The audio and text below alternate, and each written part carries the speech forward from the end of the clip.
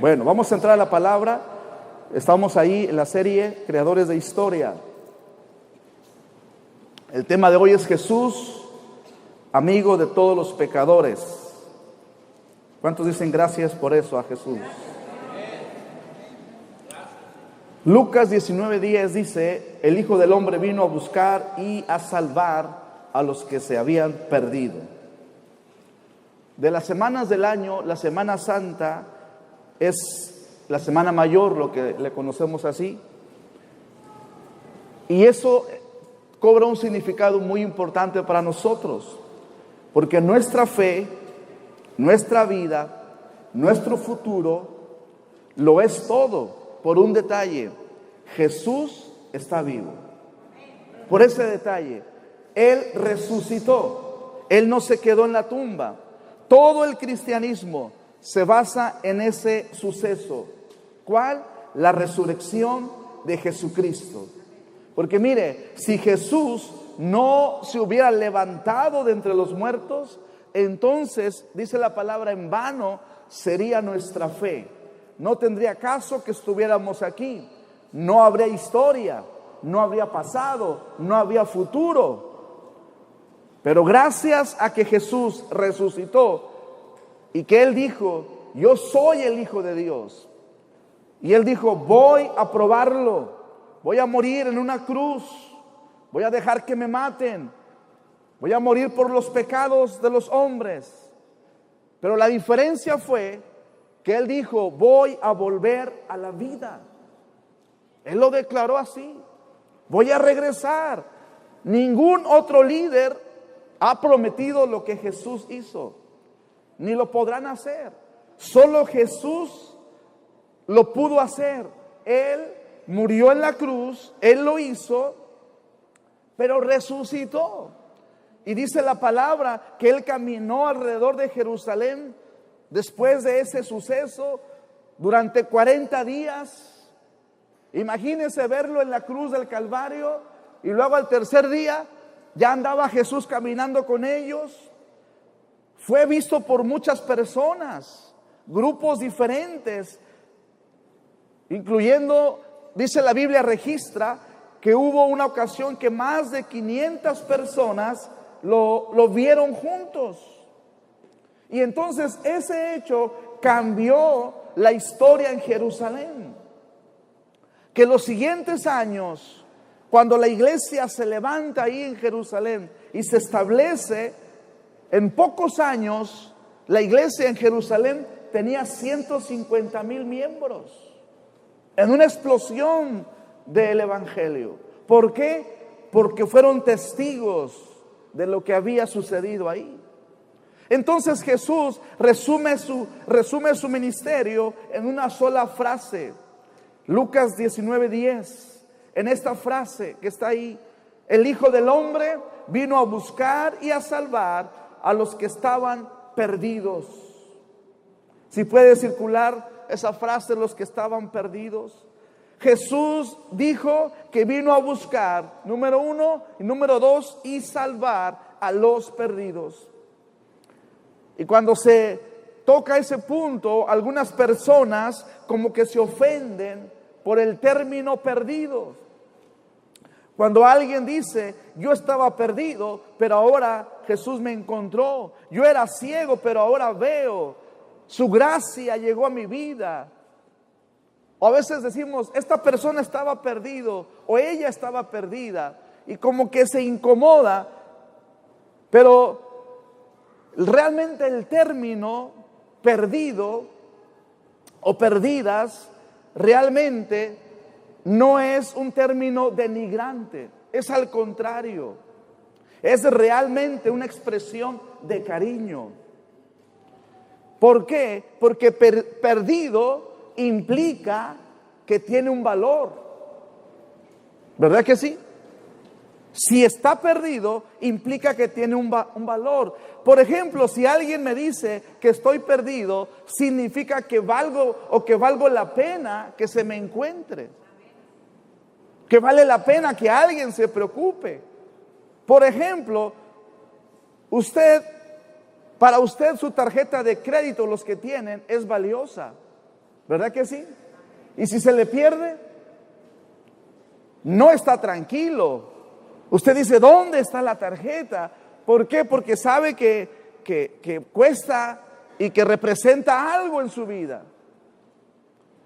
Imagínese que su anillo de bodas se le pierde, que está perdido. Ese anillo no va a perder su valor. Está perdido, pero sigue representando lo mismo. Por eso el término perdido no es denigrante, sino es que significa que hay un valor en la persona. Si usted pierde, espero que no, pero si usted pierde un billete de 500, y ahora que los cambiaron, ¿verdad? Si usted pierde un billete de 500, el billete no pierde su valor, sigue costando lo mismo. Está perdido, pero sigue teniendo el mismo valor. Entonces la frase estar perdido implica valor a tu vida. Valor, que tú vales. Por eso Jesús vino a buscar a los perdidos. Por eso cuando se usa esa frase, él está perdido o ella estaba perdida, significa que hay un enorme valor en esa persona. Eso es lo que significa. Implica valor. Algo que está perdido, que vale la pena ser encontrado. Así que perderse espiritualmente, como nosotros estábamos o como el ser humano estaba, por eso Jesús dijo, mi propósito de ir a la tierra es buscar y salvar a los perdidos. Esa es la razón por la cual nosotros estamos tratando de traer a nuestros amigos, compartirles el evangelio a nuestros vecinos, a nuestros familiares. ¿Por qué? Porque es la misión de Jesús, de traer a los amigos a la iglesia, porque el propósito de la iglesia tiene que ser el propósito de Jesús. El propósito de Jesús es buscar y salvar lo que se pierde. Si nadie estuviera perdido, no haría falta una reunión como esta. Si nadie estuviéramos perdidos, no sería necesario. Pero la misión de Jesús es la misión de nosotros. Es ir y buscar ahí con los vecinos, ahí con los amigos. Es ir y buscar y salvar lo que se ha perdido en medio de ellos. Y aquí surge la pregunta, ¿qué significa estar perdido espiritualmente? ¿Qué significa? Estar perdido significa estar desconectado de Dios. Estar desconectado, eso es estar perdido. Significa ser engañados por el enemigo. No ver las cosas correctamente, ser incrédulos, creer las mentiras que no son verdad sobre la vida. Estar perdido significa desviarse del plan que Dios tiene para nuestra vida. Porque Dios tiene un propósito para nosotros. Dígase lo que está a su lado, Dios te ama tanto que tiene un plan y un propósito para tu vida. Recuerda siempre eso. Recuérdalo. Dios tiene un propósito, Dios tiene un plan para tu vida. Él tiene un camino para que tú puedas andar por él. Pero dice la palabra que cada uno de nosotros nos desviamos de eso. Nosotros nos salimos del camino. Nos fuimos por nuestros propios caminos. Tomamos nuestras propias decisiones y la mayoría de ellas, si no es que todas, equivocadas. Y eso afectó nuestra vida. Por eso fue necesario que Jesús viniera. Romanos 3:23 dice, pues todos han pecado y están privados, dice, de la gloria de Dios. La Biblia dice que todos nosotros como ovejas nos descarriamos, nos hemos vuelto todos a nuestra manera. O sea, todos hemos hecho las cosas a nuestra manera. Así que todos nos hemos salido del camino, nos hemos desviado del plan de Dios para nuestra vida. Eso significa estar perdido, desconectado de Dios, desviados del plan.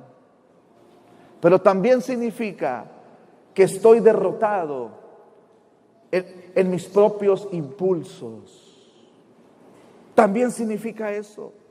Estoy derrotado por mi propio pecado. Hay cosas en la vida o en su vida o en mi vida que nos gustaría cambiar, y no importa cuánto usted se esfuerce, no lo va a poder hacer.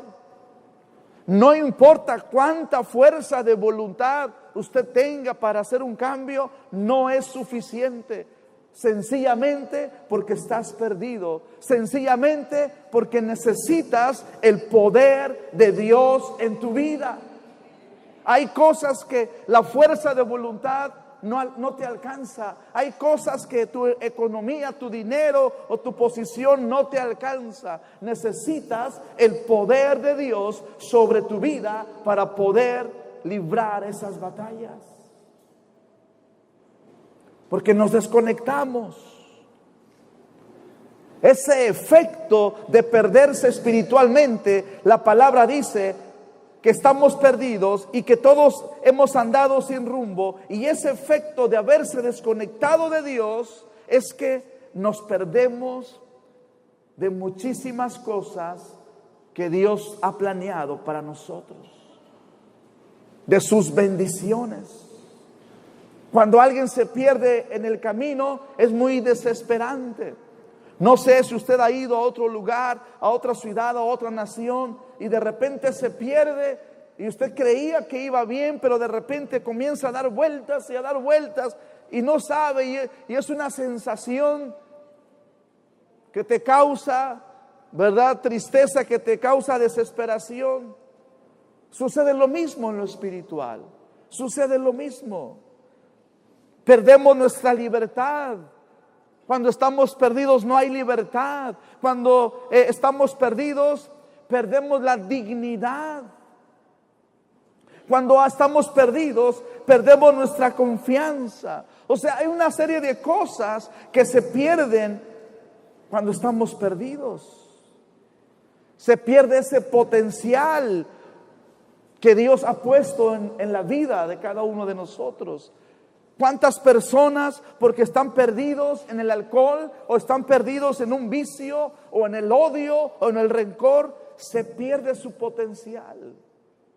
Dios les ha dado un potencial para crear, para desarrollar una empresa, para desarrollar un oficio, un trabajo, pero el vicio que los tiene perdidos no los deja usar sus talentos, usar su habilidad. Otros pierden su dignidad y por ahí hacen cosas que no deberían hacer porque se pierde la dignidad. ¿Por qué? Por el pecado que nos hace desconectarnos de Dios. Cuando no estoy conectado a Dios, eso puede causar muchos tipos de problemas. Causa que yo pierda mi relación personal conmigo mismo, con mi familia, con los seres queridos. Se pierde. Pierdes también tu salud. Cuando estás perdido, pierdes tu salud. Cuando alguien está perdido, pierde la felicidad. No le encuentra alegría a la vida.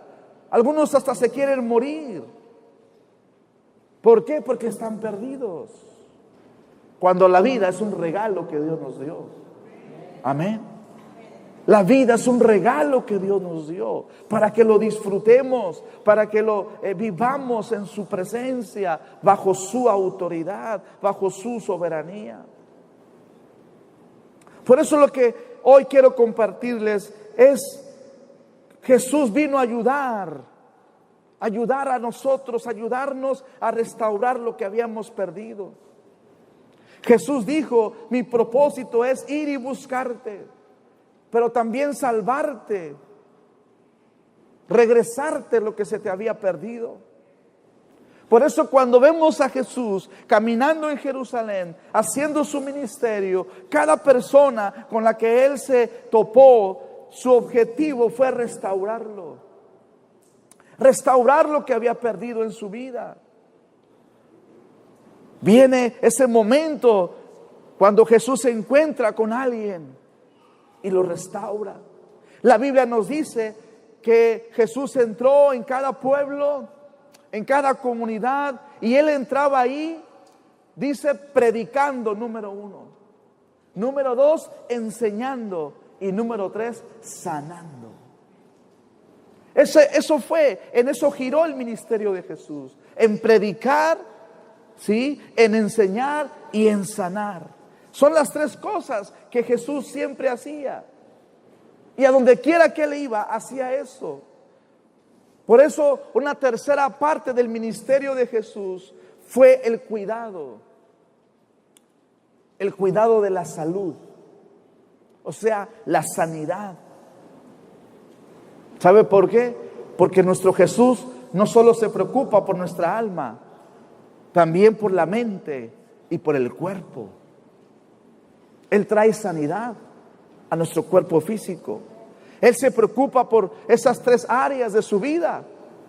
Jesús no solo es nuestro Salvador, Él es nuestro Maestro, pero también es nuestro sanador. Amén. ¿Cuántos lo han experimentado ya? Creo que todos hemos recibido una sanidad. Cada ocasión que se abre este altar de fe y de milagros, ese es el objetivo. Que usted sea sano. Porque hay promesa de sanidad. No importa la enfermedad, no importa si sea cáncer o sea lo que sea. Jesús es nuestro sanador. Él es nuestro maestro. Él es nuestro Salvador. Por eso la vida de todos nosotros como hijos de Dios, cuando entramos al cristianismo, entramos igual. Número 1, por la predicación de la palabra. Número 2, por la enseñanza o el discipulado. Y número 3, por la sanidad. Todos entramos por la misma área, por las mismas áreas. Lo que Jesús hizo allá en Jerusalén, predicar, enseñar y sanar, todos entramos por lo mismo. Alguien nos predica el evangelio y luego alguien nos enseña. Por eso es importante el discipulado. Seguir aprendiendo, ser discípulos de Jesús. Y luego viene la sanidad, la manifestación. ¿Sabían ustedes que los hospitales no los creó el gobierno?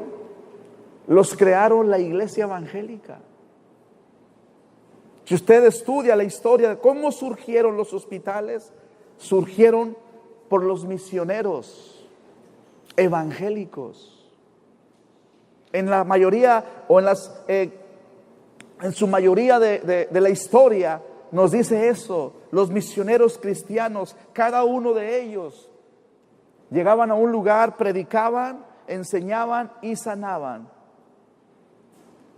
Y fueron estableciendo los lugares que hoy conocemos como hospitales. Porque Jesús dijo, amen a Dios con todo su corazón, con toda su alma y con toda su fuerza. Su fuerza física, espiritual y mental. Por eso necesitamos conocer a Jesús como nuestro Salvador. Jesús es amigo de nosotros. Jesús fue amigo tuyo cuando tú estabas en el pecado. Jesús, amigo de todos los pecadores. Jesús se acercó porque se preocupó por ti, por tu vida, por tu familia, por tu bienestar. Y Él se acercó a través de una persona que te habló de Cristo, que te habló de Él, que te inyectó fe, que oró por ti. Y ahora tú eres hijo, ahora tú eres parte de su familia. Porque así es como obra el Señor en nosotros. Ahora, ¿qué es lo que se pierde alguien en su vida? La primera área que vamos a ver es la física. ¿Puede usted escribir esto? Número 1, Jesús vino para sanar a las personas que han perdido su salud. Jesús vino para sanar a aquellos que han perdido su salud. Mateo 4:23, Jesús viajó por toda la región de Galilea, enseñando en las sinagogas, anunciando las buenas noticias del reino y sanando, escuche, a la gente de toda clase de enfermedades y dolencias. O sea, la noticia acerca del recorrido no tan solo fue ahí en Jerusalén, llegó mucho más allá, tan lejos como Siria. Y pronto la gente comenzó a llevarle a todo el que estaba enfermo. Y dice la palabra que Él los sanaba a todos. Cualquiera que fuera la enfermedad o el dolor que tuvieran, y estaban, o si estaban poseídos por demonios, o eran epilépticos o paralíticos, lo que fuera, el poder de Jesús los sanó. Y ese mismo poder, dice la palabra, que no ha cambiado. El poder que obró ahí es el poder que hoy obra en medio de nosotros, para sanar toda dolencia, para sanar toda clase de enfermedades. Es la fuerza del poder de Jesús. Hay un hombre ahí en particular que vamos a ver, un leproso que Jesús sanó. Veamos la lección que podemos aprender ahí y aplicar a nuestra propia vida en este pasaje de Marcos 1:40. Un hombre que tenía lepra se le acercó y de rodillas le suplicó: si quieres, puedes limpiarme. Movido a compasión, Jesús extendió la mano y tocó al hombre diciéndole: sí quiero, queda limpio. Y dice que al instante se le quitó la lepra y quedó sano. Quiero mencionarles algo sobre la vida de un leproso en los días de Jesús. En ese momento la lepra era una enfermedad terminal, como las que hay hoy. Primero mataba el alma, después mataba el cuerpo. La razón por la que le digo que mataba el alma es porque la lepra cargaba con un estigma de una falla interna en la persona, una falla interna. La gente creía que alguien que tenía lepra estaba bajo el juicio de Dios, debido a la forma en que estaba viviendo su vida o vivió su vida. Y esa evidencia de lepra en el exterior era una evidencia de la lepra en el interior del hombre o de una mujer. Ellos eran considerados impuros, así se les consideraba. Eran sacados de la sociedad, no podían estar en lugares públicos, no podían estar aquí. La palabra nos dice que las personas con lepra tenían que usar ropas rasgadas, tenían que alborotarse el cabello, cubrirse la parte inferior de su cara y gritar: inmundo, inmundo, soy inmundo. Tenían que hacer esta manifestación pública, porque si no lo hacían, en donde quiera que iban, la gente podría matarlos ahí mismo a pedradas y no pasaba nada. Esa era la condición de ellos. Estaba una angustia interna, que quizás ellos decían: ¿qué hice para merecer esto? Yo pienso que muchas preguntas se le venían a la mente de esas personas. ¿Por qué me pasó esto? ¿Qué tipo de falla? Imagínense la humillación de un leproso en esos días. Podemos pensar en el tormento, no solo en su cuerpo, que se estaba destruyendo, porque la carne literalmente se les caía a pedazos, ya sea de la cara, del cuerpo, literalmente se les caía a pedazos. Imaginemos eso.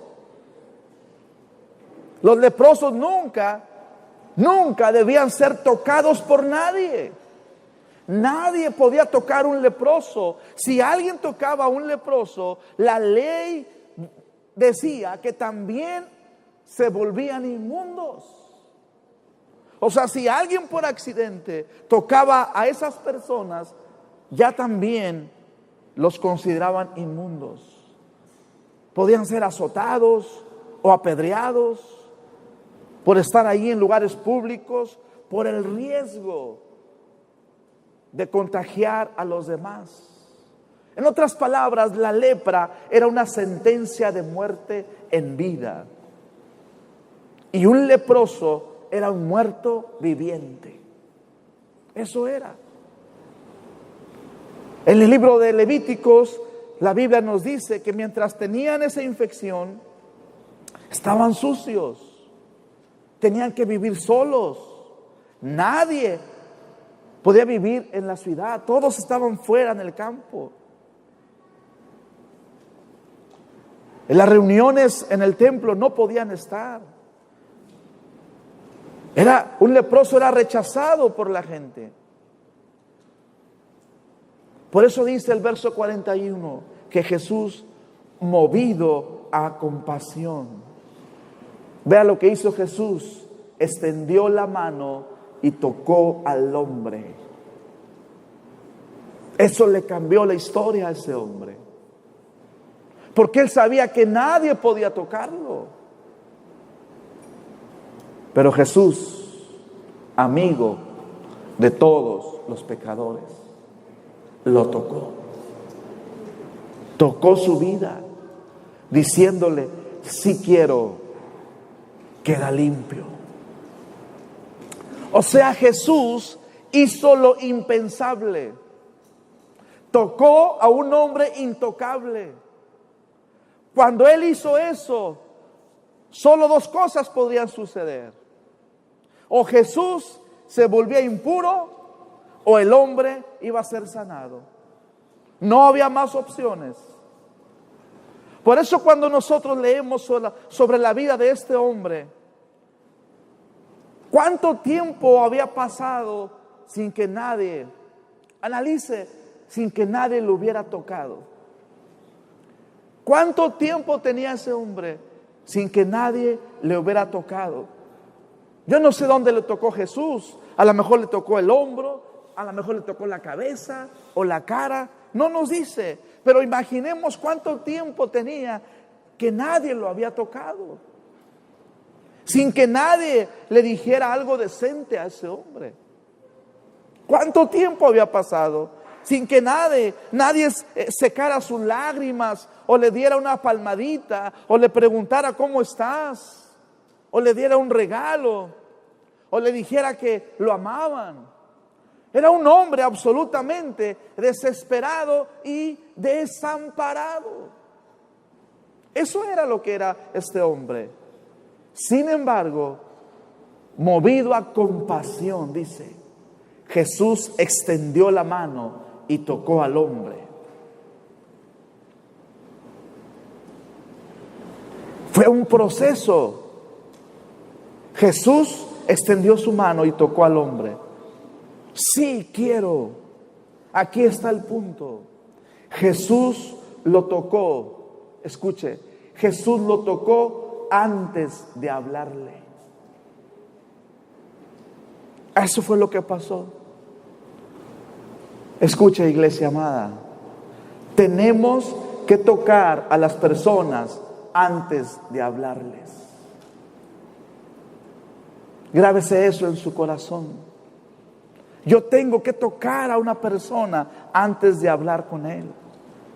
No basta con hablar de sus debilidades, o de su enfermedad, o de su inmundicia. Tenemos que llegar y tocar a las personas como Jesús lo hizo. Tenemos que mostrar la compasión como Jesús lo hizo. A veces nosotros hacemos lo contrario. Les hablamos y no los tocamos. Les decimos su error, pero no los tocamos en la compasión. Primero, tenemos que tocar movidos a compasión, movidos a misericordia. De eso se trata. Así lo hizo Jesús. No solo salir y mencionar un montón de cosas, sino realmente tocar a la persona. Tocar a los intocables. Tocar a esas personas que quizás nadie más se va a atrever a tocarlos. ¿Hasta dónde te importaría a ti tocar a un intocable? Por eso Jesús tocó a esa persona y luego después le habló. Y todos esos años de enfermedad dice que se fueron en un instante de él. Todo se fue. Todos esos años de soledad se terminaron. El hombre finalmente podía irse a su casa, reunirse con su familia. Esa persona que estaba en ruina finalmente pudo volver con los suyos. Pudo regresar con sus padres, con su familia, esposa e hijos. Por eso hay un desafío para nosotros aquí. Hay un reto de parte de Dios. Y este es el reto, escuche. ¿Quiénes son las personas intocables en tu mundo? Donde tú vives, donde tú convives, donde tú te mueves en tu trabajo, en tu familia, en tu barrio. Ahí hay personas que nadie se atreve a hacer algo por ellas. ¿Quiénes son esas personas intocables en mi mundo, en mi alrededor? Si estoy dispuesto a tocarlas en el nombre de Jesús. O solamente les quiero enviar una postal o un mensajito. O estoy dispuesto a llegar ante esa persona en el nombre del Señor. Eso es lo que nosotros debemos de aprender de Jesús, amigo de los pecadores. Es el desafío. Estoy dispuesto a orar por los enfermos y pedirle a Jesús que los sane. Estoy dispuesto a hacer algo por ellos.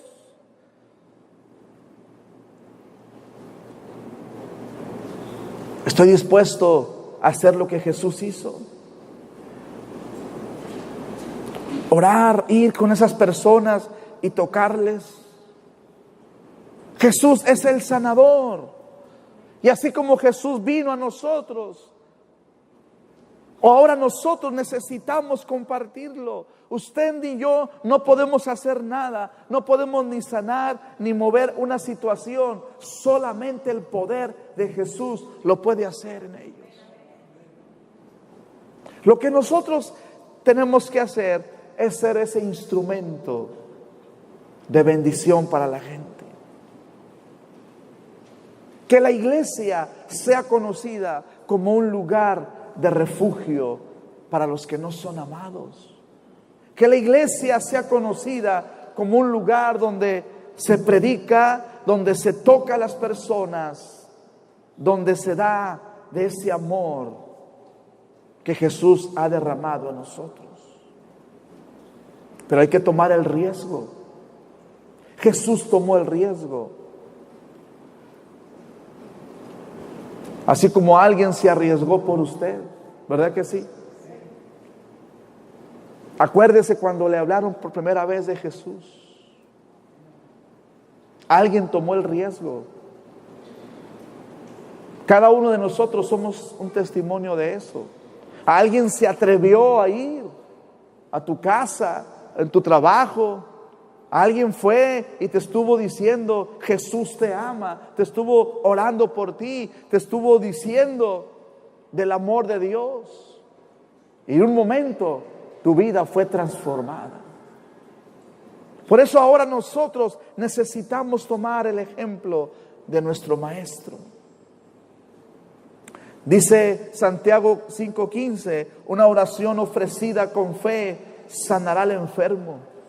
Y el Señor hará que se recupere. Y si ha cometido pecados, serán perdonados.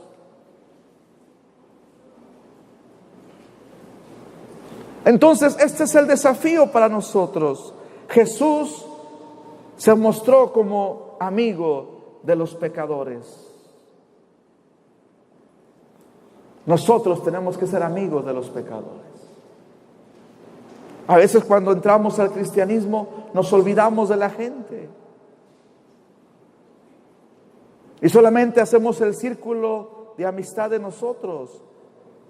Pero no, tenemos que pensar en aquellas personas que necesitan estar aquí, que nadie les ha tocado. Dile a Jesús, ¿cómo puedo tocar a esa persona?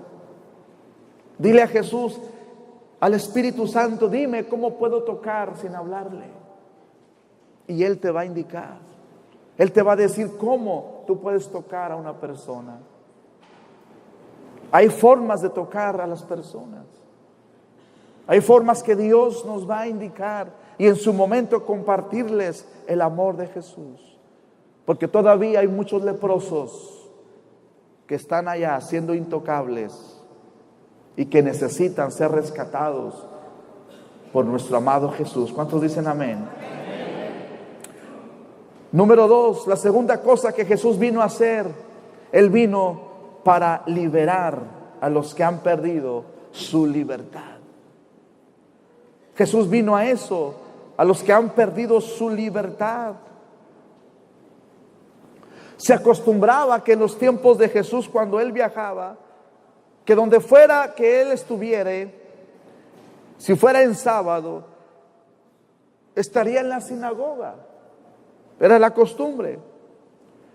Y como estaba en la sinagoga, como un rabino visitante, seguido le pedían que dirigiera ahí en la sinagoga. La sinagoga era como un templo, era como un lugar donde se reunían para estudiar las leyes, para estudiar los rollos de las escrituras.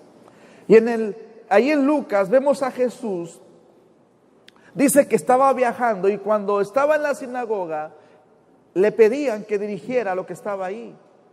Jesús pidió un pergamino y dice que abrió el pergamino y leyó el profeta del libro de Isaías.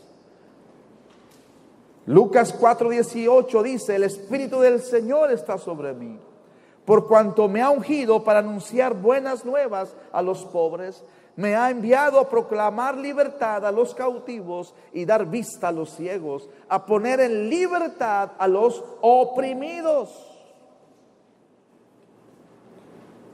Les está diciendo, yo soy su libertador, yo soy el que Isaías profetizó hace muchos años. Y algo interesante que está aquí es en esa frase última que dice: a pregonar el año del favor del Señor. O sea, el profeta Isaías estaba haciendo referencia a una celebración especial llamada el año del jubileo.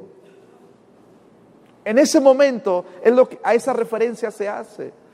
El año del jubileo se trata de cada 50 años todas las deudas eran perdonadas.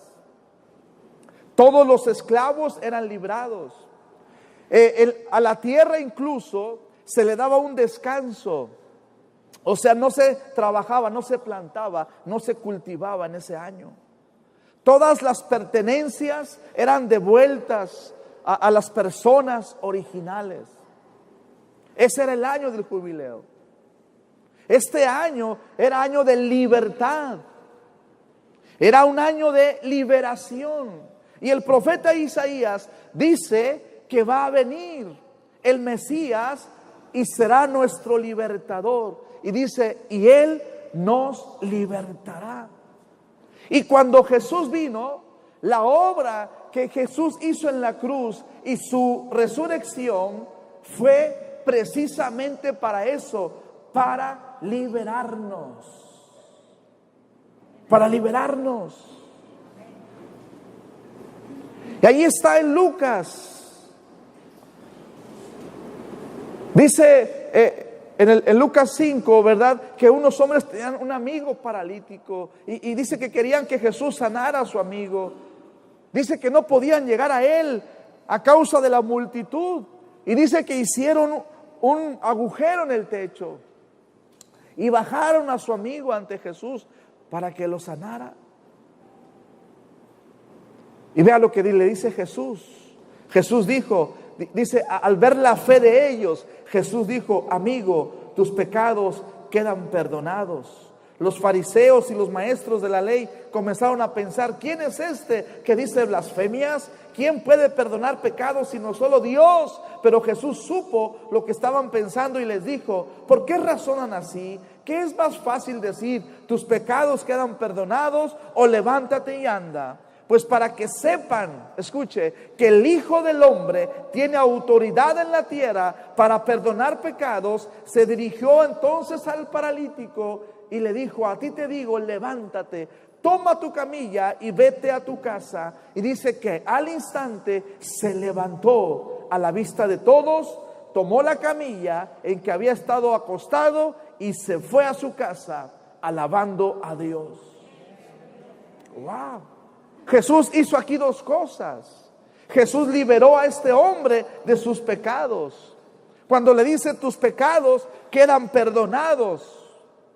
Y entonces Jesús fue un paso más adelante y liberó a este hombre de sus limitaciones. Lo liberó de sus pecados y también lo liberó de sus limitaciones. Por eso Jesús dijo: el año agradable ha llegado. Él es nuestro libertador. El año agradable ha llegado para nosotros. El año de la libertad, el año del jubileo para nosotros. Tú y yo podemos experimentar un jubileo todos los días. Todos los días tú experimentas un jubileo de parte de Jesús sobre tu vida. Cuando Él te liberta de una cosa, te liberta de otra, porque la unción de Jesús sigue estando activa en todos aquellos que se atreven a creerle. Por eso Él declaró: el año agradable ha llegado. Lo que Isaías profetizó, lo que para ellos era algo visible, lo que para ellos era algo que tenían que hacer: regresar lo que habían pedido prestado, perdonar las deudas, no sembrar la tierra. Jesús lo estaba haciendo en lo espiritual. Jesús estaba diciendo: el año agradable ha llegado para ustedes. Y desde que Jesús hizo eso, ese año continúa sobre nosotros, porque Él vino a libertarnos. ¿Cuántos estábamos atados por complejos, por emociones malsanas, por conductas, por vicios que ataban, por maldiciones generacionales? Y Jesús vino a liberarnos, porque Él es nuestro liberador. Él es nuestro libertador. Lo tercero que Jesús vino a hacer vino a perdonar a los que han perdido su dignidad. Los seres humanos de diferentes o cualquier otra cosa se pierde la dignidad. Pero los seres humanos somos diferentes a la creación. ¿Sabe por qué? Porque Dios puso una dignidad especial en el ser humano, cosa que el reino animal o vegetal no tiene. Una hormiga no tiene dignidad, ¿verdad? Un perro no tiene dignidad. Un pájaro no tiene dignidad. ¿Por qué? Porque no fueron hechos a la imagen de Dios. Pero tú y yo fuimos hechos a la imagen de Dios. Y Dios puso una dignidad en nosotros. Nadie más en la creación ha sido hecho a la imagen de Dios, sino el ser humano. ¿Qué significa eso de ser hechos a la imagen de Dios? Significa que tenemos libertad de elegir. Eso significa. Pocas palabras, eso significa. Los animales no tienen libertad de elegir. Se mueven por sus instintos. Un caracol no tiene libertad de elegir. Solo hace cosas de un caracol. Pero usted y yo tenemos libertad para tomar decisiones. Usted nunca va a ver a un pájaro orando, ¿verdad? ¿Por qué? Porque no fueron hechos así. Solamente nosotros somos hechos a la imagen de Dios. Eso significa que tenemos la capacidad, escuche, hechos a la imagen de Dios significa que tenemos la capacidad de conocer a Dios. Tenemos esa capacidad nosotros de conocerlo. Y lo segundo, de ser conocidos por Él. Eso me gustó.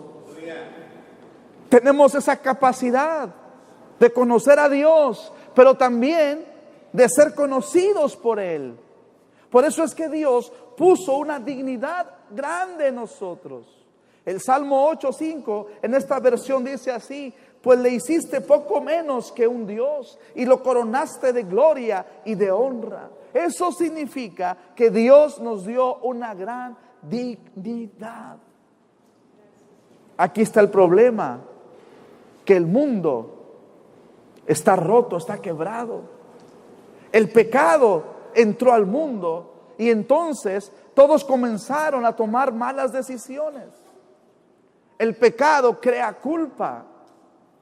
El pecado crea remordimiento. El pecado crea vergüenza.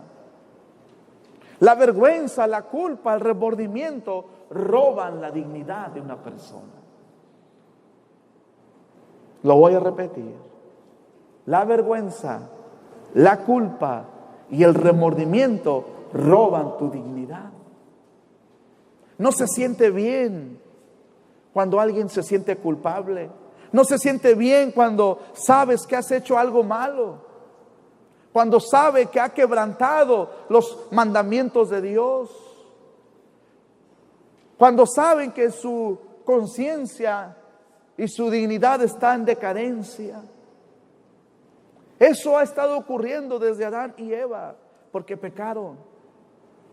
Dice la palabra que Dios les dio a Adán y a Eva ese libre albedrío. Y solamente les dijo que podían hacer lo que quisieran hacer. Pero solo una cosa no podían hacer. Él les dijo eso. Él no dijo, hay 99 cosas que no se pueden hacer. No, Él solamente dijo, hay una sola cosa que no pueden hacer. O sea, una mínima instrucción. ¿Por qué les dio esa orden así? ¿Por qué permitió eso? Escuche, porque si no tienes una opción, entonces no hay amor verdadero. Si tú no eliges amar a Dios ante una u otra opción, entonces no hay amor verdadero. O sea, tú no puedes decir que eres bueno si nunca has sido tentado a hacer lo malo. Por eso la tentación anda rondando para que hagamos lo malo. Y la tentación se va a presentar en cualquier momento en tu vida. Pero cuando tú escoges no caer en la tentación, es que amas a Dios. Es como Adán y Eva. Dios les dijo, pueden hacer todo lo que quieran, menos comer de ese árbol. ¿Y qué hicieron? Comieron del árbol.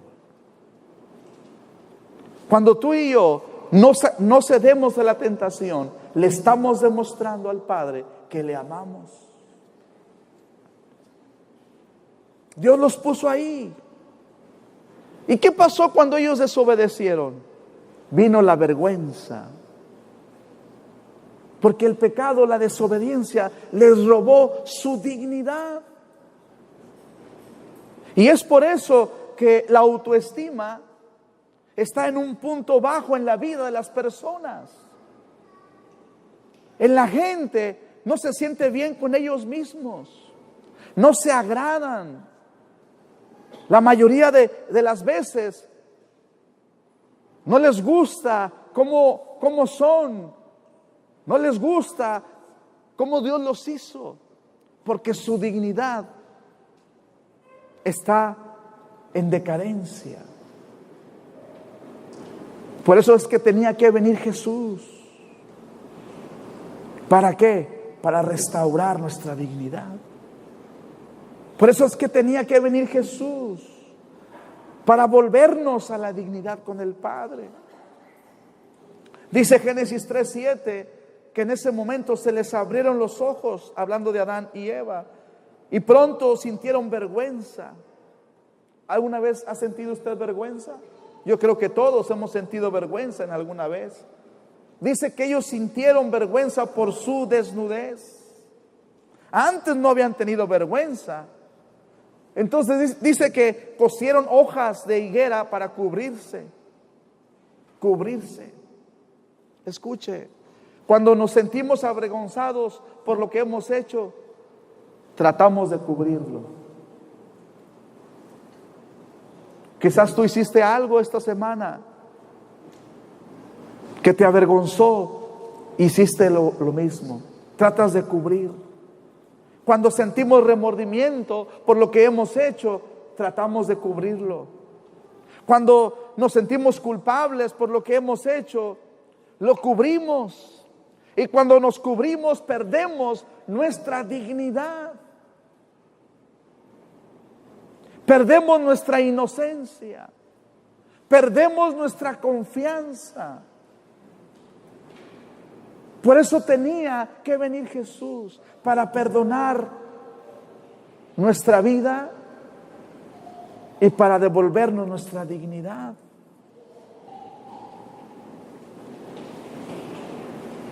Hay un ejemplo ahí en Juan 8:3, dice que los fariseos llevaron entonces una mujer sorprendida en adulterio y poniéndola en medio del grupo le dijeron a Jesús, maestro, a esta mujer se le ha sorprendido en el acto mismo del adulterio. En la ley de Moisés nos ordenó apedrear a tales mujeres. ¿Tú qué dices? Con esta pregunta le estaban teniendo una trampa para tener de qué acusarlo, pero Jesús se inclinó y con el dedo comenzó a escribir en el suelo.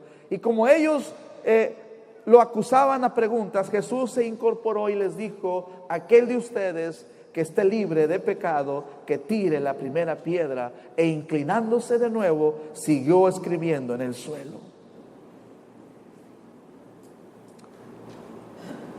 Ha habido muchos debates sobre qué es lo que estaba Jesús escribiendo. Yo pienso que no estaba escribiendo nada. Quizás estaba haciendo ahí unos garabatos, ¿verdad? No dice que estaba escribiendo.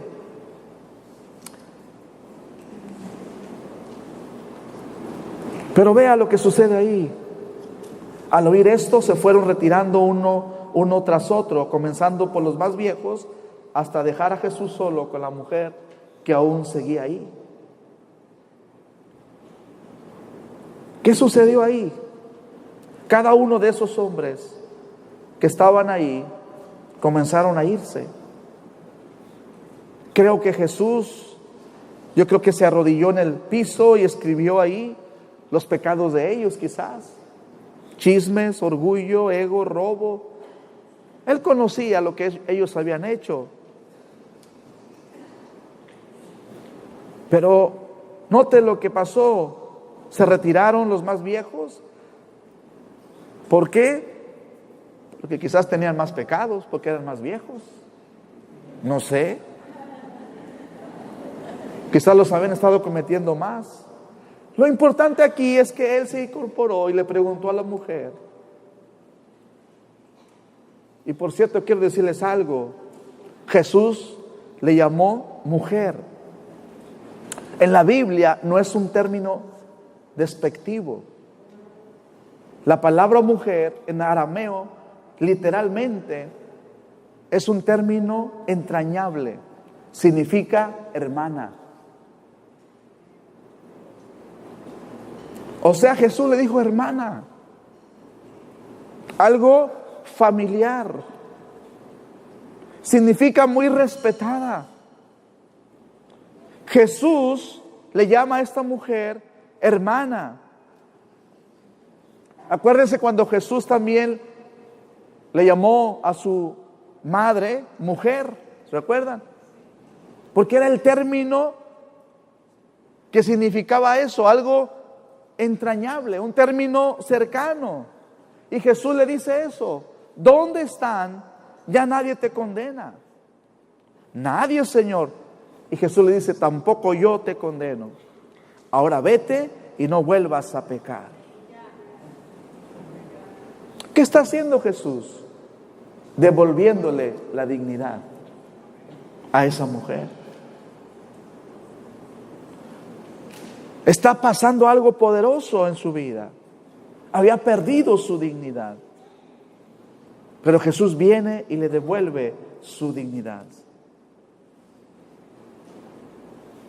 El modelo de Jesús es poderoso para nuestra vida, porque Él hace eso en nosotros. Nos devuelve la dignidad.